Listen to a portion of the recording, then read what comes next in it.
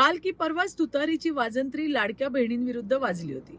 महिलांचा सन्मान करा वगैरे म्हणणाऱ्या वाजंत्रीताईंना मला विचारायचंय की तुमच्या डोळ्यात राज्याच्या बहिणींचं सुख का खुपतंय हो?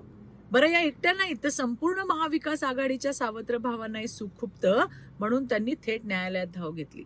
नागपूर खंडपीठात दाखल केलेल्या एका याचिकेत असा आरोप करण्यात आला की महाराष्ट्र सरकारच्या लाडकी बहीण योजनेमुळे विकास कामं ठप्प झाली आहेत, राज्याची आर्थिक तूट वाढली आहे. पण यावर देवाभाऊच्या नेतृत्वातील महायुती सरकारने न्यायालयात उत्तर दाखल करताना म्हटलं हे सगळे आरोप निराधार आहेत. 2024-25 या आर्थिक वर्षात राज्याची राजकोषीय तूट 2.69% इतकी आहे, जी fiscal responsibility and budget management म्हणजे FRBM कायद्यातील 3% मर्यादेतच आहे. आणि त्यामुळे विकास कामे थांबली किंवा राज्याची आर्थिक स्थिती बिघडली असं म्हणणं साफ चुकीचं आहे.